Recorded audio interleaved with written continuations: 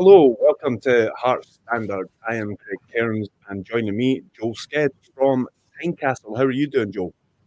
Yes, very well, mate. Yourself? Yeah, pretty good. I'm getting my own voice back, and yours now, out like in a couple of second delay, so it's really difficult to talk. But yeah, how are uh, how are things going down there? Good. I'm currently waiting. So that was the Hearts press conference was at 2:30, and Neil Critchley spoke, and then Frankie Kent spoke, and then we spoke to the paper guys and myself spoke to Frankie Kent afterwards for a wee bit. The Omonia press conference was meant to be at 5:30, I think it was, but it got 5:15, but it got pushed to 7:15. So we've been waiting around, just doing some work, and then just waiting around in the Hearts Media Suite for for Omonia to arrive. Aye, and sorry, man, I've no idea if you. I don't know if we could do this while we're on air here, but as I say, I'm hearing everything back on a couple of seconds delay. Is there something I need to mute or something like that? I don't think so. I don't know if it's my connection or because I can hear you fine and there's no delay. Try to get through it, but they're the same volume, so it's very difficult. Right. First of all, there's some good vibes after Saturday's win over, and it just so happens that today's live broadcast is brought to you by Good Giveaways. Good Vibes Giveaways are proud to sponsor Hearts Standard and offer fantastic prizes to fans of the club. Prizes change weekly and tech gadgets, days out, weekends away, tax-free cash, and even OASIS tickets. Get your tickets now at www.goodvibesgiveaways.com. Enter for your chance to spread the good vibes. Right. Because of these tech issues, I'm going to keep this simple. I will ask you a question because you're the man down in Gorgie today. You can respond, and then we'll do that 3 times, and then we'll get out of here. We had only planned for our video so anyway, because as you said, you will be at the Omonia press conference fairly soon. So yeah, what were your main takeaways from Neil Critchley and Frankie Kent, who appeared in front of the media today? Main takeaway would be probably the Neil Critchley. I think the big one was him kind of emphasising that they're certainly not taking Omonia lightly. They're not getting fooled by the result at the weekend, and I suppose that's pretty. The interesting aspect of that was obviously I sat down with Stel, the Omonia fan, and he was pretty down on his side's chances than the Omonia's chances. He felt I think he gave Hearts an 80% chance of winning. So whereas Critchley was talked about how 9 times out of 10 the game at the weekend when they lost 1-0 that they would have won it 9 times out of 10. But the chances they created, don't think the opposition had many chances either. So he talked about how he expects them to look to have the ball. Again, that kind of backs up what Stel said, was that they're a possession-based team. They've got a couple of midfielders who want to play with the ball, to be in possession, and they're not a team that's going to come in and soak up pressure just because that's not in their nature. You look at them in the league.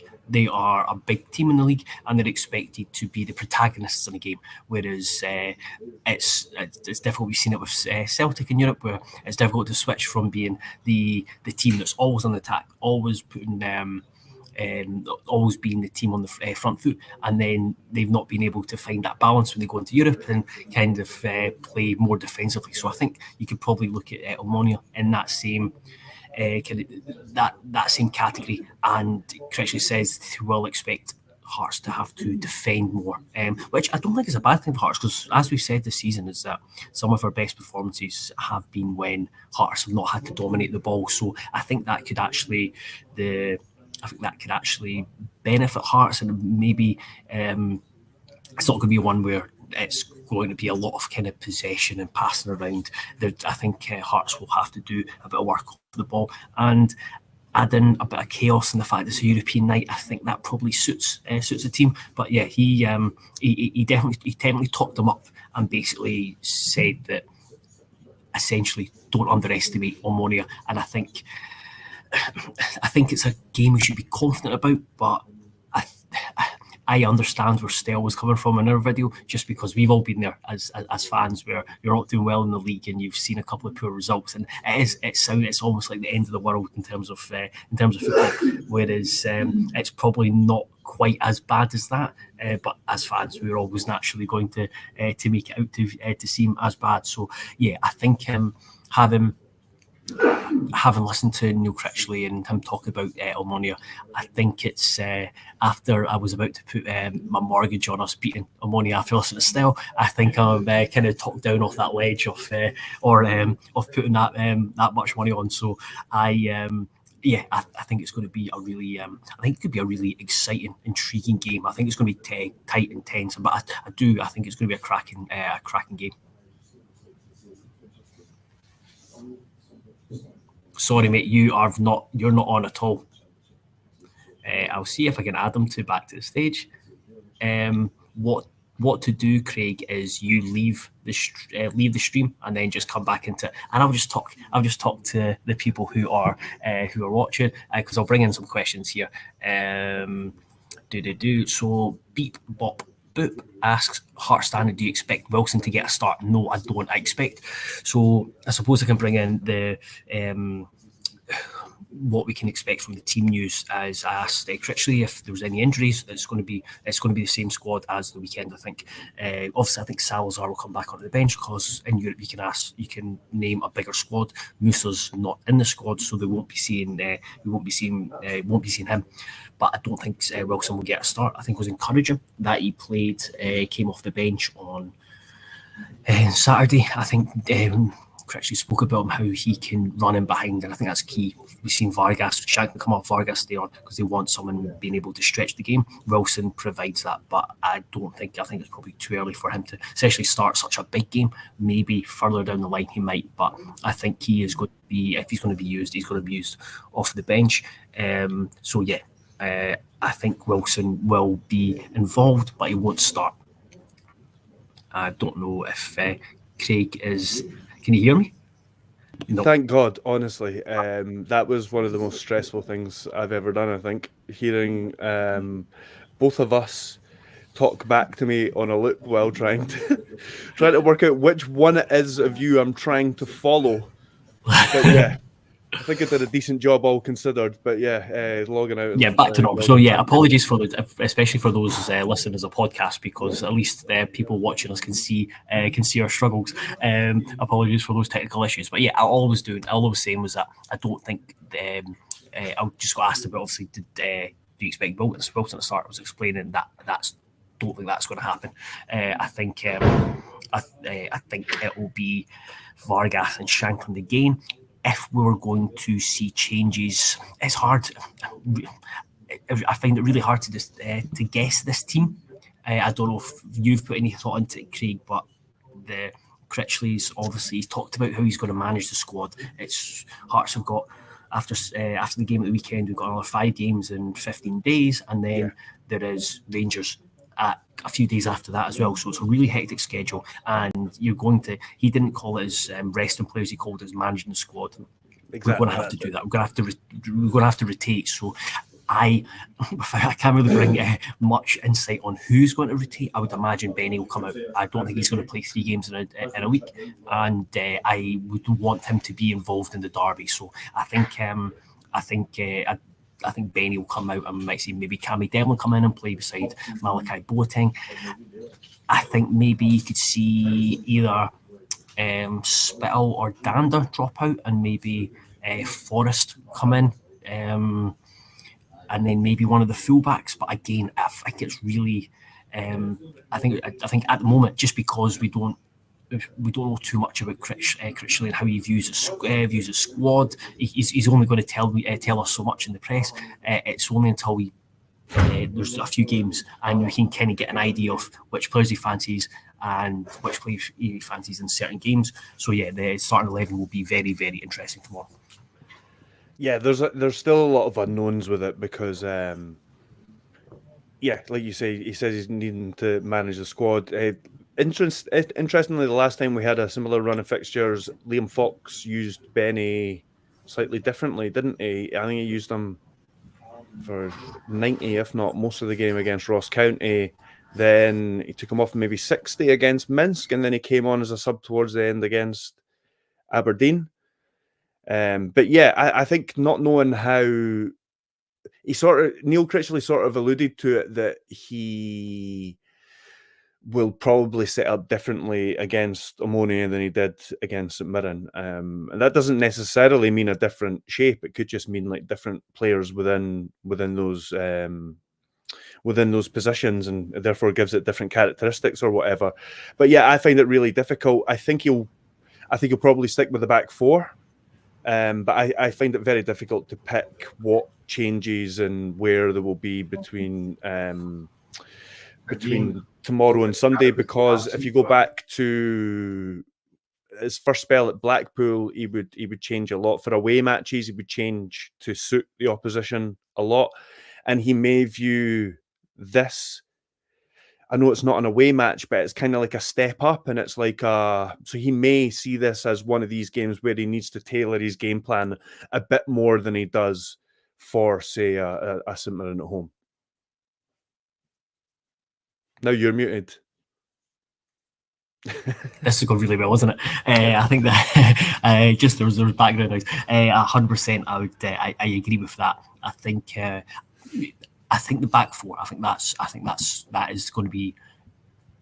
I think that's going to be settled. I think it'll be very rarely that we will move to a back three or a back five. I think some occasions might call for it, but I think Hearts fans can expect most weeks turn up at Tynecastle or away.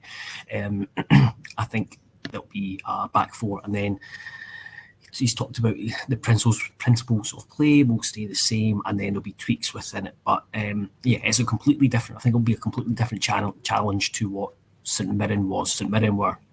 I mean, they were rubbish. I think there's probably a bit of both in terms of they just played really badly, and we also contributed significantly to making them play so badly. So, I'm really intrigued to see the team he selects, but I do think maybe a wee bit more. There'll be a more focus on winning the ball back than dominating possession, for example.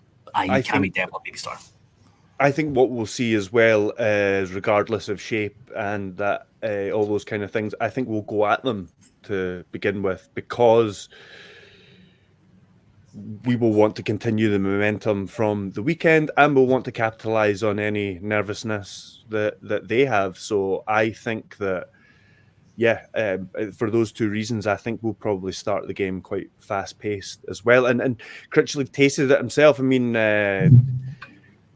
he said after the game on Saturday that that's what they wanted to do. They wanted to get a reaction from the crowd and get them behind them. So, I think he'll want that again. Yeah, 100%. I agree. I think that'll be there'll be a lot more, or I think they'll continue that theme of playing directly. I thought Hearts were a bit more direct on Saturday, which is a good thing. Get the ball up the pitch, get them turned. Vargas was really crucial. We noticed how many times the midfield or Shanklin dropped deep to try and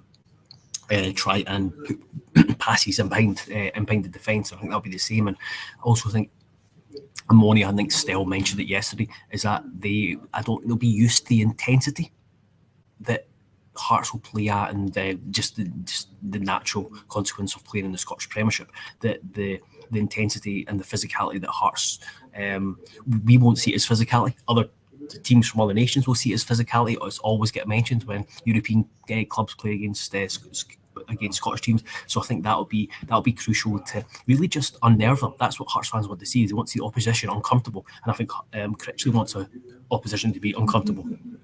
And that's the best way to get Hearts fans on their side, by making it very uncomfortable, not letting them settle early on. And I think that'll be the message to the players tomorrow, is that when there's a chance, make it really uncomfortable for them. Don't let them settle, especially in those first 15 minutes.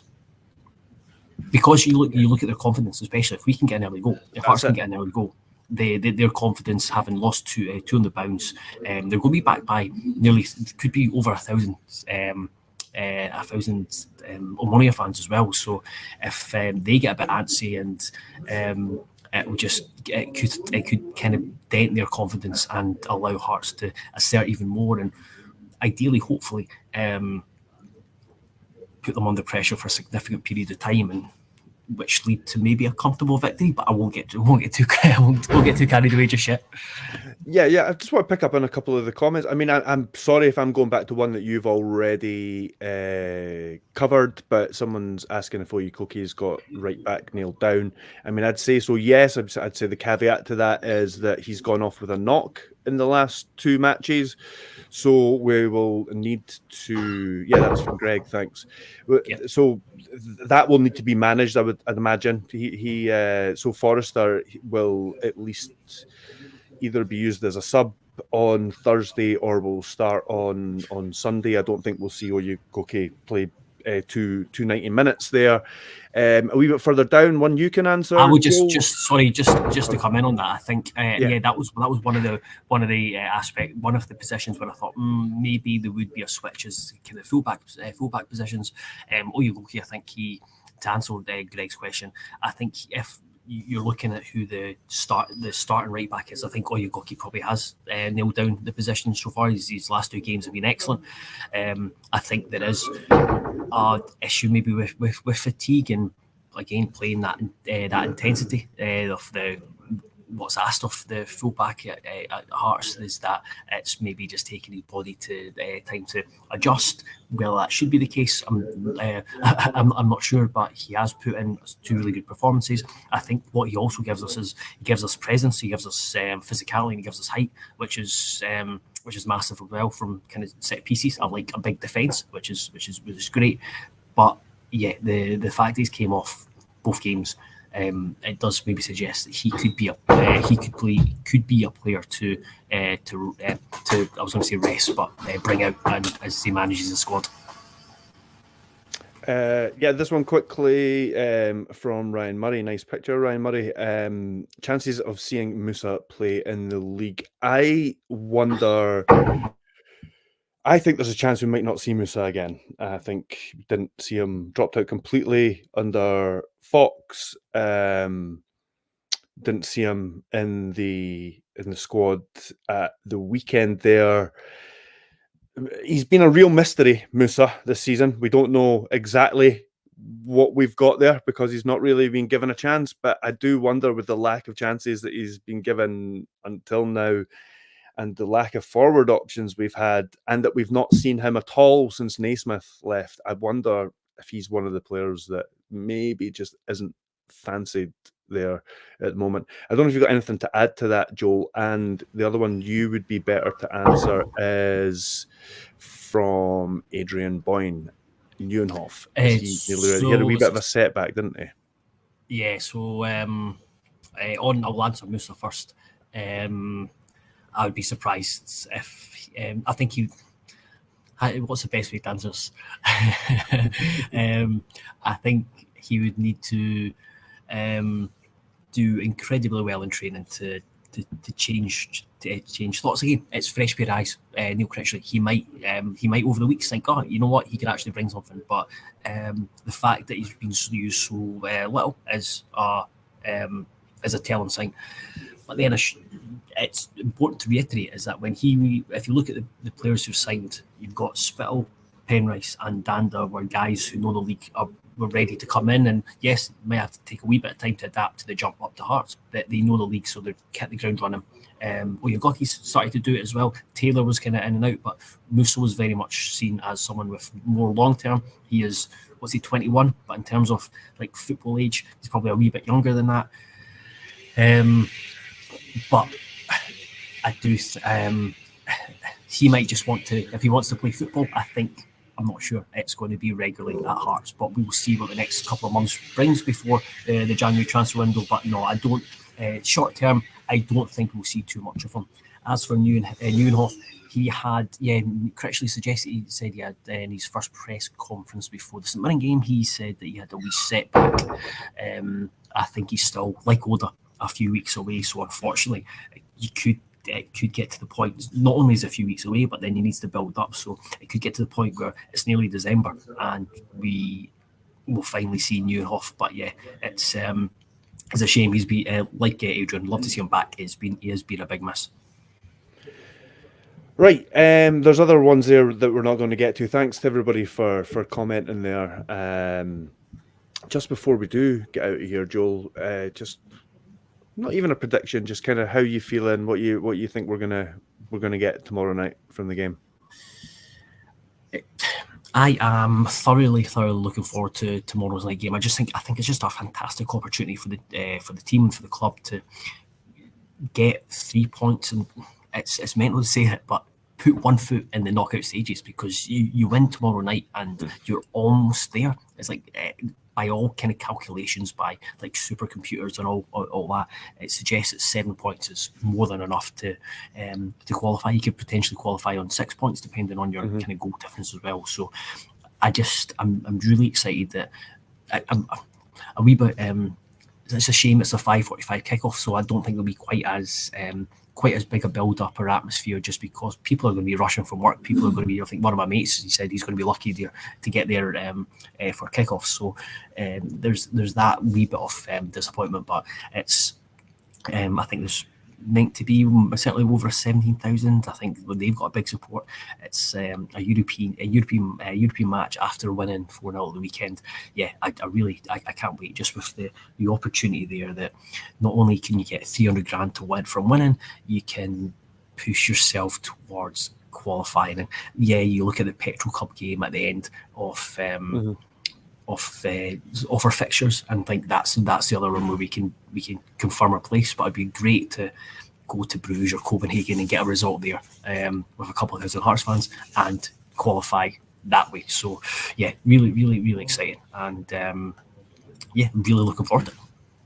Yeah, me too. I'm kind of hoping that if nothing else, we keep the performance levels up, because I wouldn't mind a draw or even like a narrow defeat, beaten by the better team in the night, if we competed and we did, like I say, we continued the way we've been performing in the last two matches, because I wouldn't be too disappointed if we didn't take the win, because I do think there's other points in these. If we can get our act together, I think there's other points to take in these other games. So yeah, I'm looking forward to it. As I say, I think we're going to go at it fairly early on, and it's going to be exciting to see.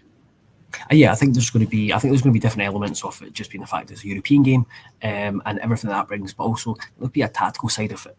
Listened to Stell yesterday, and he kind of talked about how they don't have any ball winning midfielders. They'll come to play their own game, because we're at home. We want to play our own games. So I think it could be quite open. I think there could be potentially quite a few goals as well. So yeah, I think all eyes should be on Tynecastle for the game.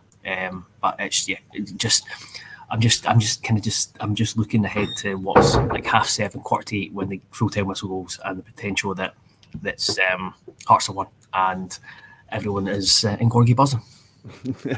Let's hope so.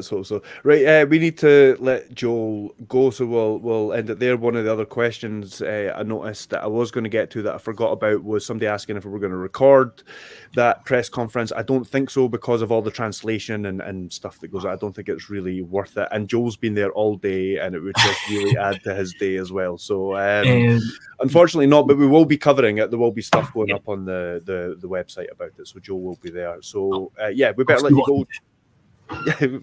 I'll let you go, Joel. Please check everything out at heartstandard.co.uk.